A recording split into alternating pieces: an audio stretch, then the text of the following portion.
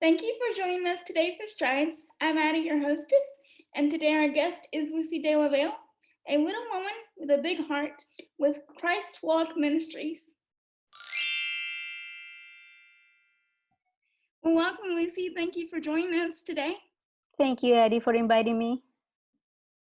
You're welcome. So, to start off, I'd like to know just a little bit of your background, such as where you're from, what you do, if you have any hobbies, that sort of thing.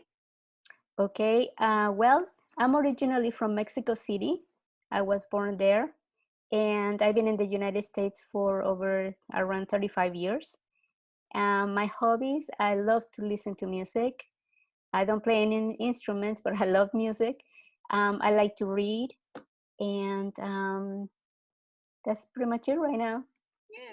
You're a lady after my own heart because when I'm not working, that's exactly what I do. Listen to music and read most of my time. Mm-hmm. So, as far as what you do as for your career, can you tell us a little bit about that? Well, in 2001, my husband and I started a ministry called Breath of Christ Ministries. And we have been missionaries to America and storytellers for Christ. So he did 3 walks across America, and each one of them was 3,300 miles, 100 miles for every year that Jesus walked the earth. And the second part of the ministry is to do biblical drama. So we do storytelling based from scripture. So we do The Boy, the Loaves, and the Fish, The Innkeeper of Bethlehem, the story of blind Bartimaeus, and of course the story of Zacchaeus, because we're little people. So I'm only 4 foot um, even. So Oh, I never would have guessed. She has such a big personality, so I never would have guessed. So, my next question sort of builds on that one. Of all the things you could have chosen to do with your life, I mean, the career options are really endless. What made you choose to go into the ministry industry? well, we really didn't know what we wanted to do when we grew up. So being little people, we decide. Well, God called us into that, so we decided to do the walks across America. And for me, being a faithful wife, I decided to follow my husband into his calling. And what is really interesting is that he's 4 foot 8 and I am 4 foot even. And God gave me a very unique container, meaning my body, and I have this unique little hand. And I like to go to schools and other places to share my testimony and encourage people to use their gifts um, to better our world. And one of the things that I like to encourage them is that I um, I don't consider myself handicapped. I consider myself a person who happens to be short, instead of leaning more into the handicap area. I don't think that's the most positive way of looking at life. I think if I look at myself as a regular person that happens to be short or with a different container, then I think it's more positive and you can view life from a different perspective and help people view life the same way. Because I think sometimes we lean too much into the other side and it's not very beneficial. So my next question would be, since you know what your views are as for how you live and your condition and that sort of thing, can you think of any one person or group of people that influenced your thinking in that matter? Because I know I was raised by my mother to have a very similar philosophy. Mm-hmm. Well, my mom died when I was born because of complications of birth. I was a premature baby. She was 7 months pregnant when I was born. And I was raised by my grandmother, by my dad's mom. And she's the one, because out of love, she encouraged me to be my best and to do my best. And because I was surrounded by love and somewhat a little bit overprotected, I think that encouraged me to give love to other people. And I think that's the basis of the person that I am. You know, when you love people, everything works out better for everybody. Yes. I think I might have to write that down and put it on my wall because that's great. Thank you, hon. If you saw someone on the street with a disability who is obviously um, having a hard time, falling on hard times, what would you say to encourage them to be the best that they can be? I think it will be hard to change anybody's mind in one visit, but I think I will try to, number one, hug them, and number two, tell them to believe in themselves. Sometimes when I go to schools, what I tell them is, you know, if myself being 4 feet tall, having a very unique body, having this unique hand, can encourage somebody. Can you imagine an physical able person, all the things that they could achieve if they believe in themselves? I think everything comes from within, and we need to learn to love ourselves, because when you love yourself, then you can pass that love around, and opens will be open to you. That's great. Um, as far as more of your childhood, did you find that school was difficult for you, as in the social dynamic? And I ask that because I know it was for me, particularly high school. I hated school. Actually, I love junior high. High school was a little bit tougher, but I have I have been blessed with good people around me, and um, and they helped me a lot to move forward. However, there are certain subjects, just like, you know, I really would have loved to be a doctor, but I wasn't good at chemistry, and I just assumed that you really needed a lot of chemistry to be a doctor. So it's like, oh, I don't think I can do that. So I didn't continue with that. Right. Um, Here's just a fun example for conversation's sake. When I was in middle school, I actually had a math teacher that encouraged me to be an engineer because I was Uh-huh. really good at algebra. But the more I got into it, the more I'm like, not so much. Right. So, what subjects did you enjoy in school? Because I find that can influence the future. Well, you know, I think for me now I'm enjoying my more life than when I was in school. And part of it is because I'm bilingual. So I speak Spanish and I speak English. And I really would love to be continue to be in the medical field as an interpreter, to help those and be that cannot speak the language, and be a bridge of communication and understanding, and kind of like be a faithful echo. And I think the more you're maturing, it helps you more to find out which direction to go. Because when you're younger and you're in junior high or high school, I think we take things too serious and we become afraid. So we put blocks in front of us instead of stepping stones. Hmm. Yeah, I can see that. I see a lot of that, in my own journey growing up.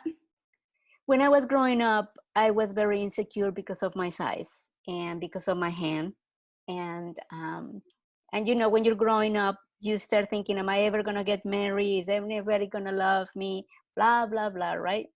Right. So one of my friends was gonna get married, and she invited me to be part of her wedding. And I asked God to change me, because I didn't want to be like this and go to her wedding, you know. So I said, hey, God, can you change me? Can you change my hand? Can you make me tall? I want to look like a Mexican Barbie doll, you know. And then I was crying, and I really wanted God to change me, because I didn't want the wedding party to be the bridegroom, the bride, the girls, and then me. You know, I didn't want to be the black spot of the wedding per se. And so I asked God to change me. And he said to me very clearly, in my heart, Lucy, I can change. If I made the whole world in 7 days, right? I can change your hand. I can give you a couple more fingers. I can make you tall and look like Barbie doll. But then it wouldn't be Lucy anymore. I love you just the way you are. And that changed my whole view of life, because if God can love me this way, then I can love myself. I can like myself. And so I went to the party and I had a lot of fun dancing and having fun and laughing and enjoying her wedding, because I was happy with who I was.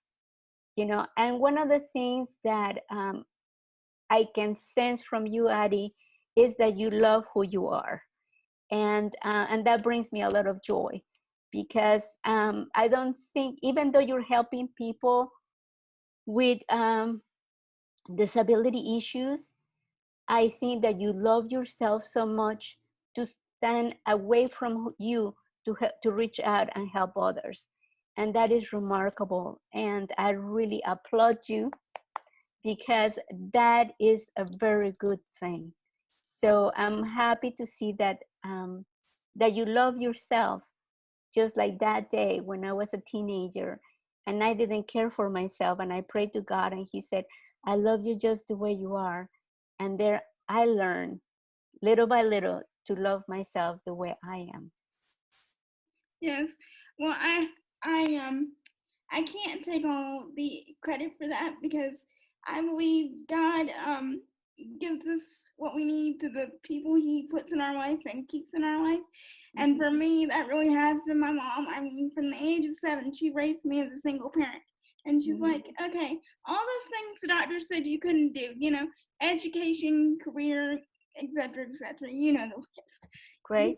If you want to do it, you're going to do it. So, my education, due to circumstances beyond my control, was put on hold for a while. People wouldn't know this looking at me, probably from the way they compliment me all the time, but I do not have a college degree. I have a high school diploma and 2 years of college and a dream to one day finish college, but I do lack at the moment a college degree. And yet I've been running my own business for 3 years, and I think that really came from her, because she had the saying that she always used to use with me when I was a little girl, and still uses with me today. You can't win if you don't buy a ticket. And that doesn't necessarily mean going out and spending your money on stuff, okay? What that means is, if you want to change something or do something, then you actually have to do it. Right. Yes. You mentioned that you and your husband do ministry together.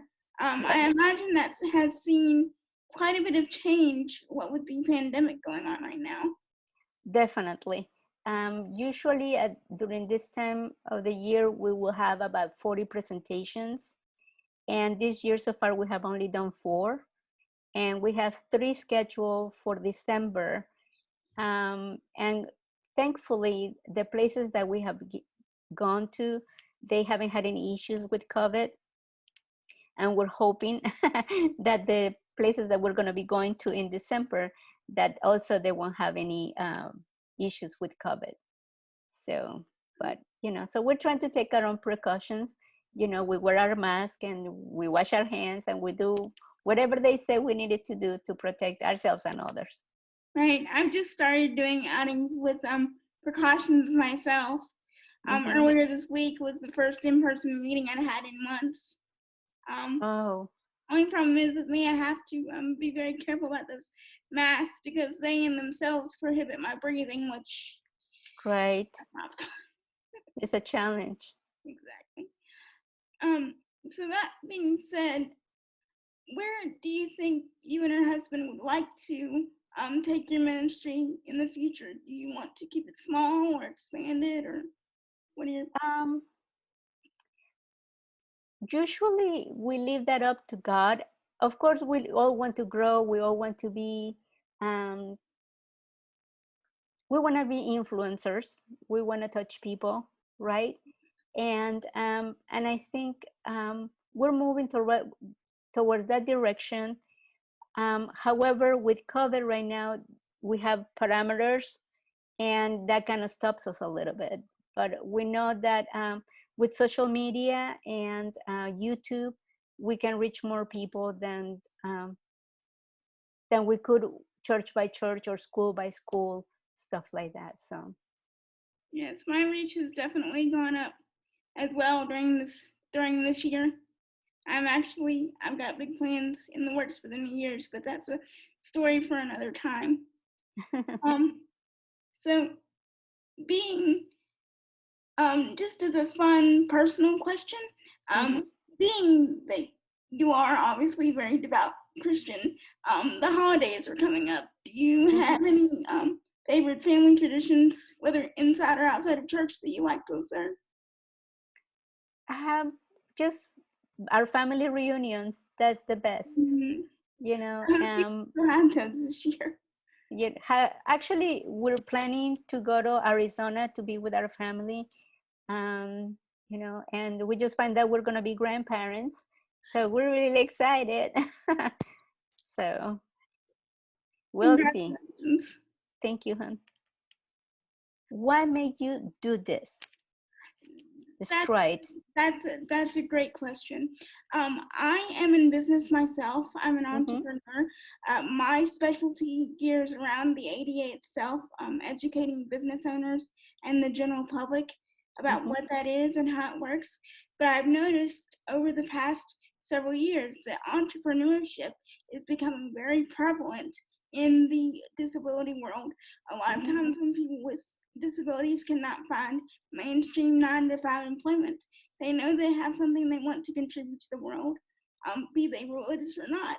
And so Mm-hmm. they turn to entrepreneurship as a way to do that. However, you'll notice 9 times out of 10 when you see people with disabilities in mainstream media, it's usually put out there as, for charity or that sort of thing. Their accomplishments are not really showcased, and what they want to do for the world is not really showcased. And so I think, to really boil down your question, is I wanted to in my own way that I could, show the Mm-hmm. world we are capable business owners, parents, etc., etc. We're in every industry you can think of, from medical, like you said, to fashion, to everything else in between. And that's what this project is meant to showcase. Wonderful. I'm very proud of you. I was looking at your Facebook page, and it says that you're a lion. That if you were an animal, that what animal you will be, and you're a lion. And yes, you have the heart of a lion. I'm very proud of you, because I think we need more people like you as well. To encourage and to direct others that don't know which direction to go. So thank you for doing this. Thank you for the kind words. No, really, yeah, I'm telling you the truth. I'm telling you the way I feel and what I see. All So right. keep it up. Yes. This is only mind you, this is only one part of what I do. I Right. I have a business that covers multiple ADA related subjects. I'm getting ready to switch into a S corp format in the new year, which includes a board and things of that nature, because mostly it's been myself and my mother as my support, which, while Mm-hmm. she's very supportive, two people can't really expand a positive impact. I need a little more expertise, and Mm-hmm. so that, along with tax purposes, is the Right. reason for my switch. So long story short, with strides and the other things I work on in my business, which is public speaking and ADA education, I think these next couple of years, COVID, COVID or not, there's a lot of possibility coming. So Right. That's wonderful. And actually, through Zoom and other social media platforms, you can achieve that as well. Our website is christwalk.us, and there they can see a couple of videos of the presentations that we do. And our phone number is area code 913-940-7116. And you can reach us pretty much at any time if you want to contact us via the website or the phone number to set up an appointment. That Yes. would be great. Right. Okay, well, thank you very much. Take care, Addie.